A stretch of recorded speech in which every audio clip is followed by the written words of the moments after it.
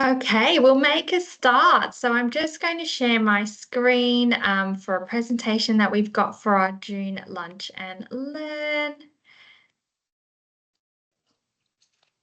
All right, welcome to our Lunch and Learn for June 2024. Today's Lunch and Learn will be facilitated by myself and Clinton. So for those of you I haven't met before, my name is Misha. I sit in the HR team here at Wansley. Um, I'll just get us started with an acknowledgement. So I'd like to acknowledge the Whadjuk Noongar people as the tradition custodians on the land on which on today. I'd like to acknowledge and respect the continuing culture of our First Nations people and the contribution that is made to our regions. And I pay my respects to elders past, present, and emerging. We are currently in the season of Makuru, the coldest and wettest time of the year, and we're certainly feeling that today and this week. So to start us off, I'd like to introduce Clinton. Clinton is our Chief Operating Officer, and I'll hand over to Clinton now to do a quick introduction. Hi, Misha. Good afternoon, Wansley. I'm so glad to be here today and have this opportunity to chat to you. And honestly, the timing of this presentation couldn't be better. It's worked out perfectly for me because I've got some information to share with you today about what the next 12 months looks like. As the Chief Operating Officer, I oversee all of operations within Wansley and work very closely with our two heads, Head of Community Services, Christy Staples, and then, of course, Head of Early Years, Linda Santangeli. I sit on the executive, and what an amazing executive team it is. And we work together to drive strategy and to make decisions and to look into the future to see what Wansley needs to do to be successful moving forward. So I'm glad to be here today. Thank you for the opportunity, Misha, and I look forward to the chat. Thanks, Clinton. So to start us off, we thought we'd focus on today's Lunch and Learn on what's happening in operations in 2024 and 2025. Really timely as we're starting to head into the new financial year, and a really good opportunity for people to have a bit of an overview of what's happening. So I'll hand over to Clinton to start us off, but we thought what we'd run through first is, our Wansley strategic pillars, and then we can go into a little bit more detail around what's happening specifically within operations. Thanks, Misha. And I'm not going to spend too much time on this, but I know that there may be new people in the organization that may not have seen or heard this yet. So I'll just set the scene. So last year, the Wansley exec and the board and team members from across the organization were involved in a process of reviewing our strategy and developing our new strategy for 23 to 26. And in developing the strategy, we looked internally, gathered information from staff, but we also looked externally and gathered information from the sector, from partners, from people that have used our services before, and our funders as well. And from all that information, we developed our new strategic plan. And we determined that there were going to be 5 important key strategic pillars for this particular plan. And the first pillar was contemporary services. The second pillar was around people. The third pillar was the importance of partnerships, sustainability of the business, and also then social impact. So from these strategic pillars, we developed our first organizational business plan last year. And within operations, each of our streams also developed their own business plans. And that drove the activity that we did through this past 12 months.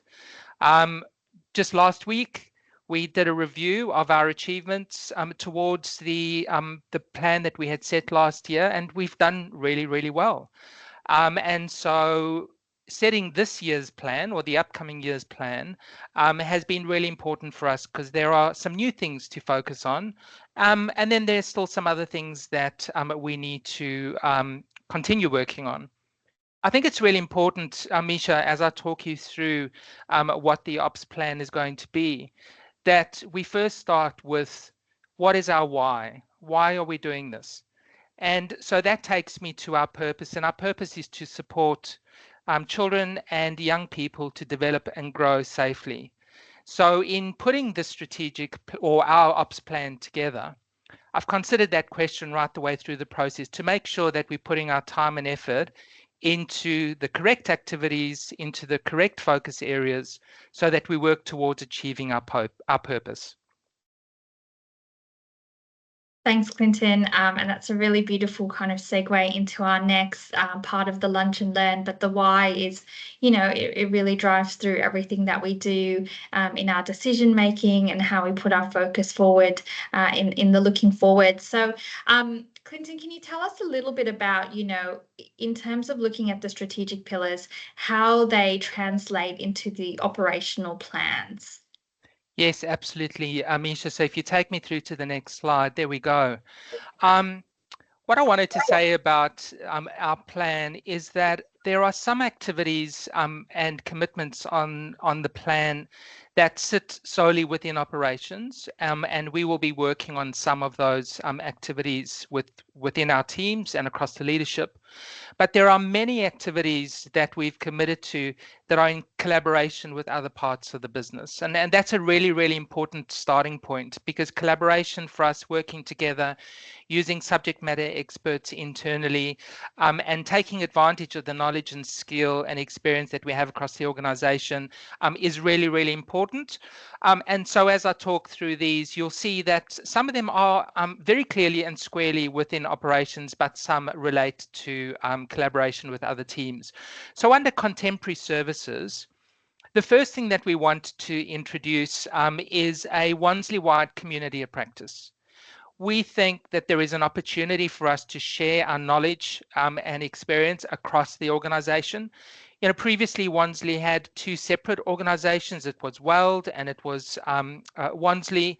And now that we've come together and we're one, we are learning more to communicate more effectively, share resources, share knowledge and skill. And I think the development of a community of practice that has been very effective in the ECA team is going to be a great way for us to share information across the organization.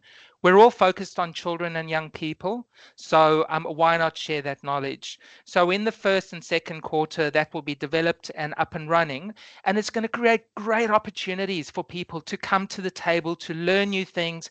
It will create opportunities for staff that are subject matter experts in their area of the business to step up and do presentations, share knowledge and information with the rest of the organization. So I'm really passionate about this one and really looking forward to that being rolled out. The next one is service evaluations. So over the last 2 quarters, we've developed and approved a service evaluation framework. And the next phase is now the actual doing of service evaluations across the business. And some service evaluations may be really comprehensive, and others might be light touch. And there'll be various reasons as to why we want to evaluate our services. But just as an example, we've got a potentially very large tender coming up towards the end of the year for child and parent centres. And we want to do an evaluation of that service to make sure that the service is doing what it was supposed to do in terms of meeting funding obligations, but also that the people that we serve are benefiting from the service, that we're achieving great outcomes, that what we are delivering is best practice. And there is a great opportunity for research as well. So we're going to be working with our teams and the research department to conduct service evaluations across the business. And it will be an opportunity for all staff within those programs to be involved in some way, shape or form. So really, really excited about that.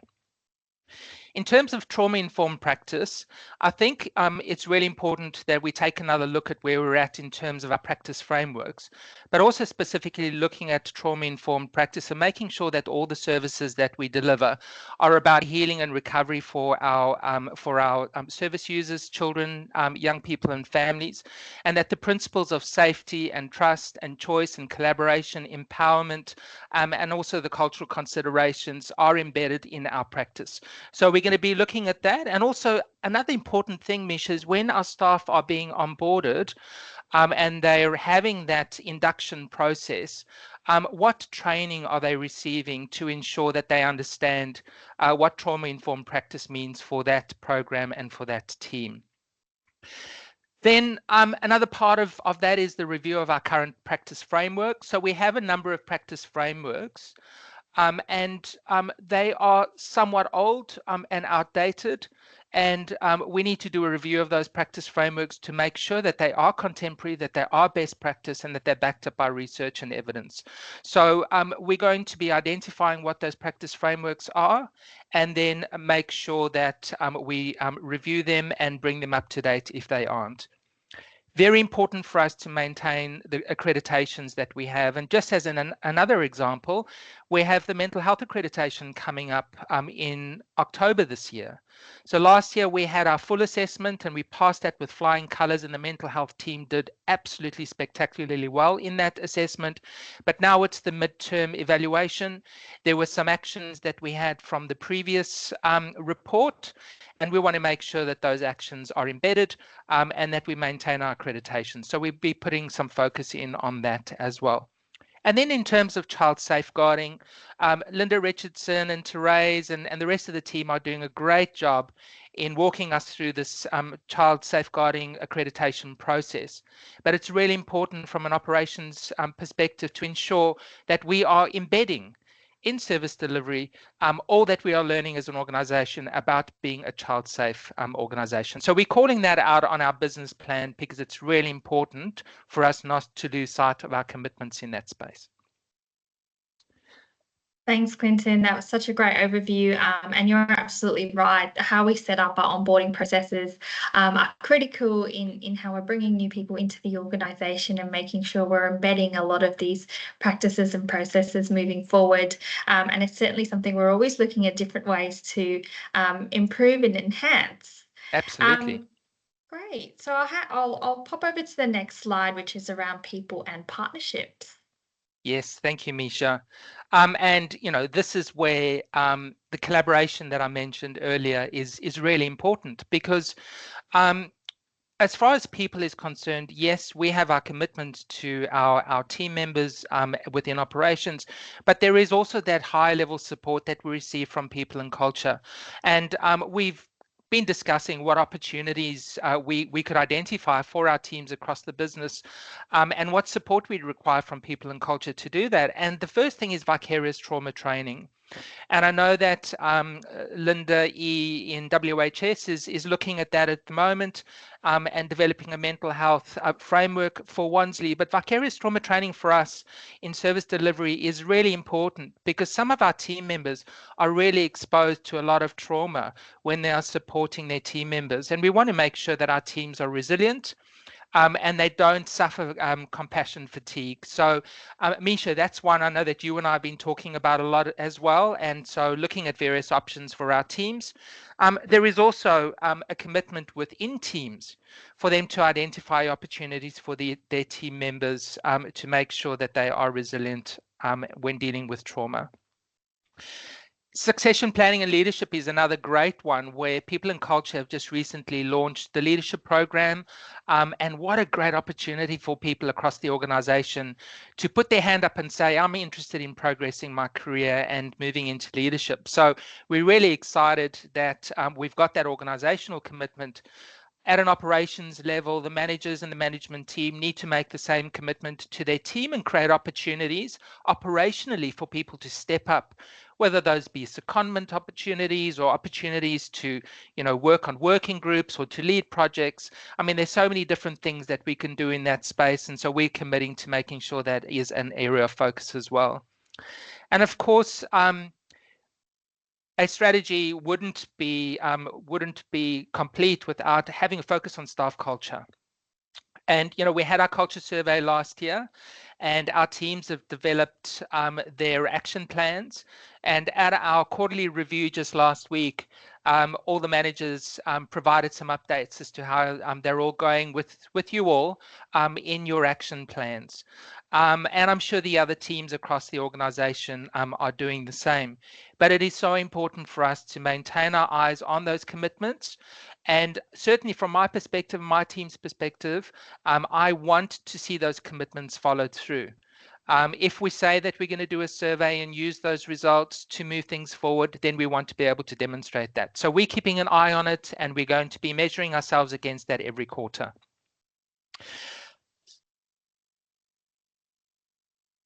Thanks, Clinton. That's great. And we are in the process of sourcing the vicarious trauma training.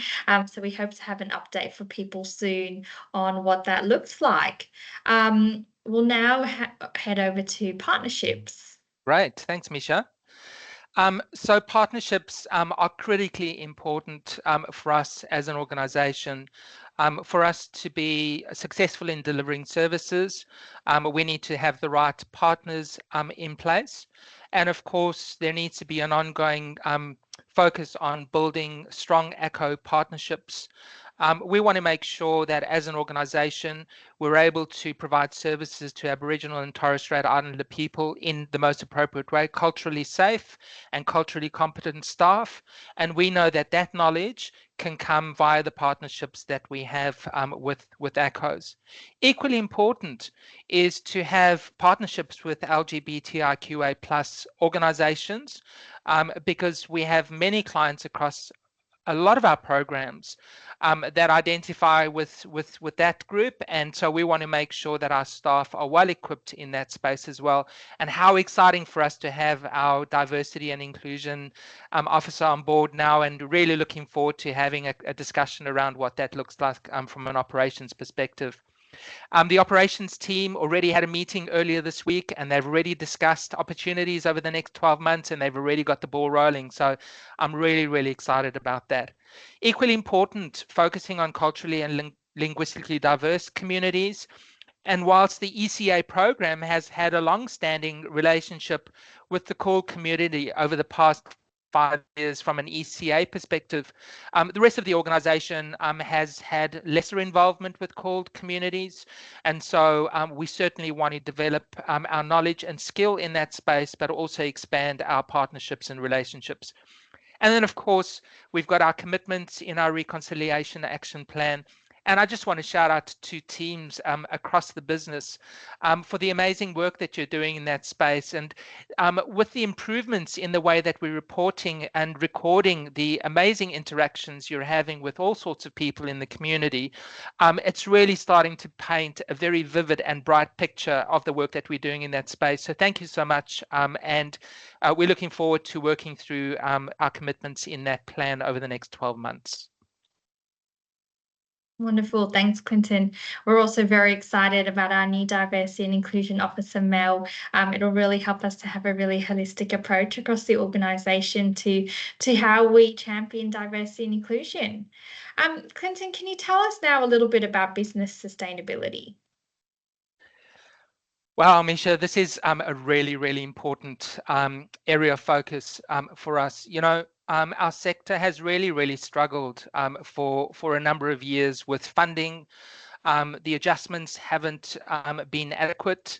The indexation that we received hasn't kept up with the cost of operating the business and with wages. And as a result, it's become tougher and tougher to keep things running smoothly. And we're always looking for ways to overcome some of those challenges. There is a lot of advocacy that we're involved in seeking support from both state and Commonwealth government to increase funding for the contracts that we have. And the other challenge that we have around sustainability and funding is that some of our contracts are more than 5 years old and are just rolling on.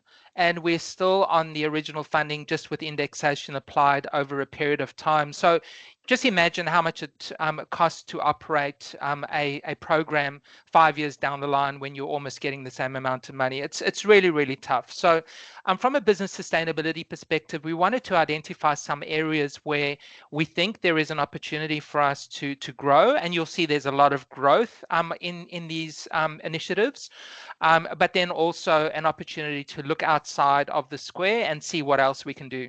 Now, the first one is out of home care. Now, for those of you who are new to the business and for those who are old and remember last year, our out-of-home care team went through quite a big transition. after we were very successful, obviously, in receiving another contract, but that came at a significant reduction in terms of the placements that we have within our out-of-home care program. So we used to have 122 placements. We only have 50. But wow, Misha, our team are doing an amazing job. They have filled all the places. They've done a great job of transferring children to the ACOs that have stepped into the sector. They've done a great job there. That's been fantastic. But we know that there is still a great need and demand in the sector right now, and we've got carers available.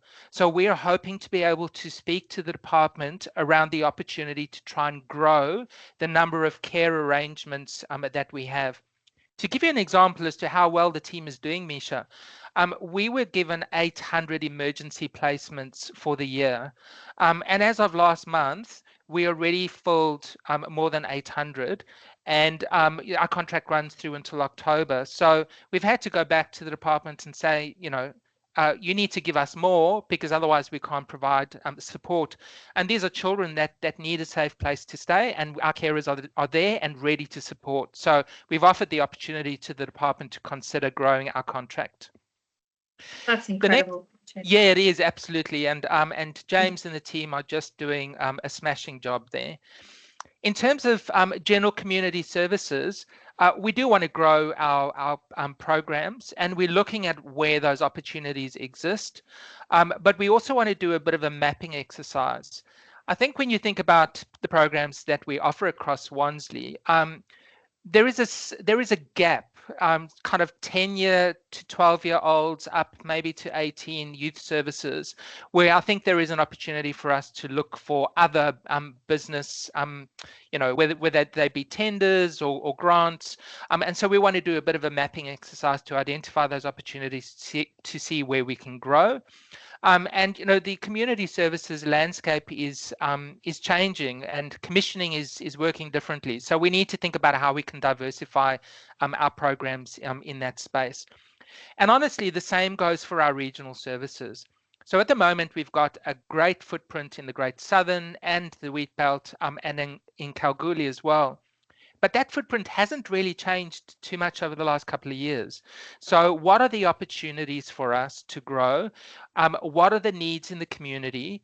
And how can we put together proactive bids that we can take to philanthropists or to business or to government and say, look what we've identified, here's our research, this is the need, we can stand up a program in this space. So that regional growth is a really, really important one for us to consider to make sure that we are able to sustain our footprints into the future. Then in terms of the early years, I've divided that up into two. So many of you would see in the news that there is a lot of talk and chatter about the NDIS at the moment. And there was an NDIS review last year, and there are a lot of recommendations that have come from that review, and it's going to change the landscape of how ECA and LAC and NDIS services are delivered into the future. And so we're making a commitment to stay on top of and aware of and participate and influence and advocate where we can to make sure that we are at the table and involved in those conversations and securing the future for ourselves within that space. Our team is delivering great outcomes. They're doing a great job at meeting their KPIs and their obligations, and they really do it with heart. So we want to make sure that we stay in that space. So a big area of focus for us. And then the last one is around our early childhood education and care services, family day care, in-home care, and making sure that we look for opportunities to expand our footprint within those services, but also that we maintain performance. And performance is about quality, of course, and for our early childhood education and care services, it's about making sure that we achieve great assessment and rating results, and that we meet all the national standards. But there is also a component around financial performance and making sure that our services are financially sustainable, the cost of living, Misha, has really had an impact on parents and their decisions to send their children to childcare. And across the sector, we are seeing childcare attendance rates decreasing because people just can't afford to send their kids to full-time childcare. So we've got to make sure we're on top of those changes, we're adjusting and meeting our financial commitments. And so there is a whole strategy and plan in place to do that. And just to emphasize how important this is, we are regularly reporting to the board on the performance within our childcare services and what's working and the areas of success and achievement within that space. Thanks, Clinton. The cost of living pressures are certainly being felt across the board, I'm sure. You've touched on some really exciting growth opportunities that we're looking at, and I'm just wondering if you could go into some of those opportunities in a little bit more detail for everyone. Absolutely. But before I do that, Misha, I know what you're thinking because I'm a mind reader. You're thinking, well, where's social impact? You haven't discussed that. Well, we haven't made any commitments to social impact in our business plan this year because there are other teams across the organization, and in particular Taylor's team, that has social impact commitments on the organizational business plan. So we're going to leave it to the experts this year, and we're going to focus on those 4 pillars that I've just discussed there. But really, really exciting is that we do have 2 new programs and services launching just about next week, I think. So it's all about you and me. Now, this is really, really exciting. And this is a real true testament to the amazing work that our ECA team have done, and also the fantastic negotiation skills of Linda Santangeli. So it's all about you and me was a $1,000 grant that we got in 2020. And we got it from the city of Wanneroo, and it was to develop a little program that was going to be around helping children and parents to connect and to have positive interactions. And it delivers 5 little sessions, and those sessions are delivered over a 5-week period. And the outcomes from that $1,000 grant and that tiny little program were really fantastic. And so last year or earlier this year, I think, the city of Wanneroo approached us and said, remember that little program and the great outcomes we had from that? We'd actually like to do that again. And so through an LGA grant, the city of Wanneroo applied for around $80,000 and were successful in getting that grant. And so now Linda's team is going to be delivering that grant, and it's now grown to $80,000. But I'm not done yet, Misha. Wow. I'm not done yet. That's This is incredible. very exciting. So on the back of that grant, the Smith family, who have got the Communities for Children program in Mirrabooka, also reached out to Linda Santangeli and said, hey, we've heard about this amazing program and we're interested in finding out more. And so over a period of time, Linda's negotiated with them, and hold on, almost $200,000 of funding has been granted for that program, and that is commencing next month. So what an amazing achievement. From small things, big things grow. So well done to Linda and team, and to the ECA team that wrote the program. And some of those team members are actually going to be seconded out of ECA into the program to deliver it for the next 1.5 years or 2 years. And we'll be backfilling some of those ECA roles while they go and, set the world on fire with this new program called It's All About You and Me. What a great opportunity, Clinton, and so good to hear that we've successfully negotiated this. So big well done to Linda as well. Absolutely. And Misha, another exciting thing is that our Stirling Early Learning and Development Centre is just about finalised. The building works. There's a frantic rush around today and tomorrow because the licensing department ECRU are coming on Friday to come and inspect the site. The building work is all done. The furniture and all the resources are in. The team is being hired. Casey is going to be our coordinator there. She's moving across from Jundana. And what an exciting opportunity for Stirling to have this new Wansley Centre right there in their suburb. So we're hoping to open, I think, around mid-July, depending on licensing approvals. And we've already got 15 families on the waiting list and ready to go. So very, very exciting to have that centre opened.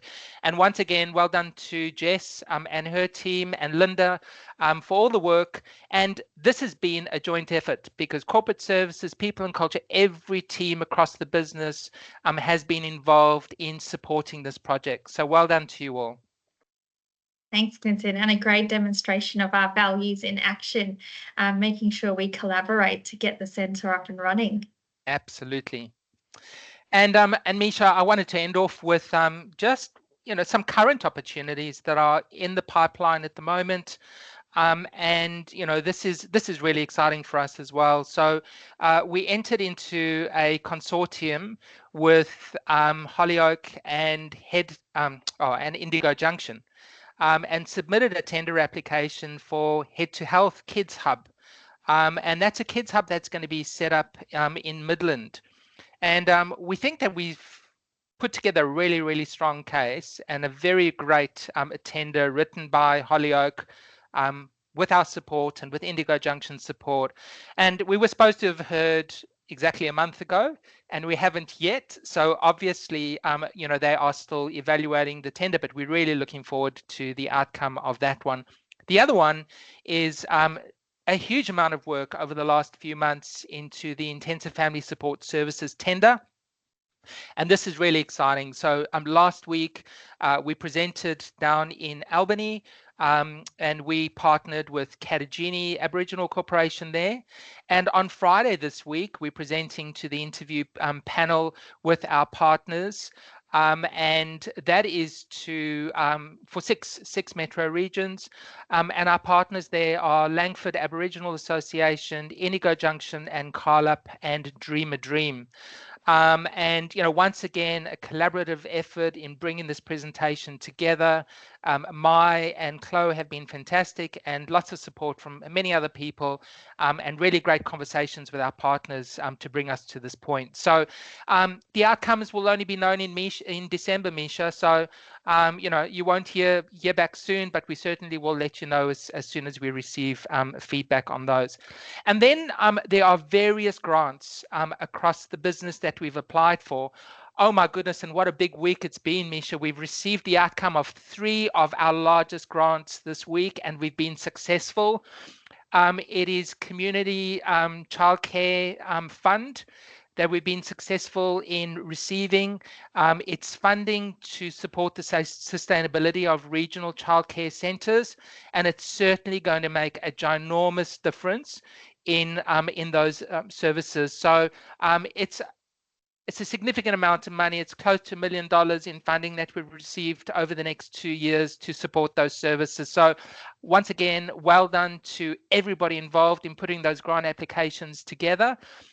There is still one outstanding, but we also have a number of other grant applications that we've submitted for community services that we're still waiting to hear on. So our teams have been so proactive, Misha, and working alongside Sonia to put together really great grant applications.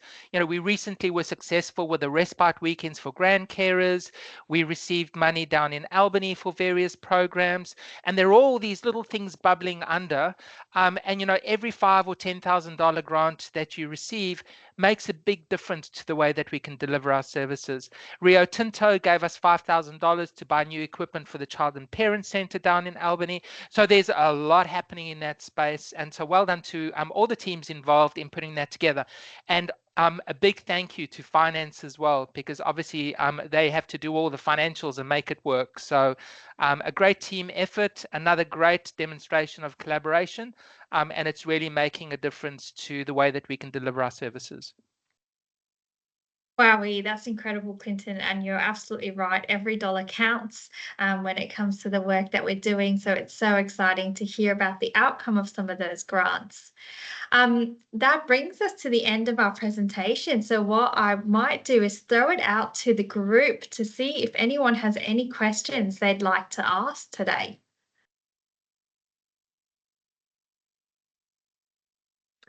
Megan, I saw that you made a comment as well. So, Misha, can you see that comment and just read it out? Yes, thank you, Megan. I can see that you've popped a comment in there. Congratulations to Casey, Jess, and the team. So, yes, huge congratulations in really getting the Stirling Centre up and running. Excellent. Thanks, Megan.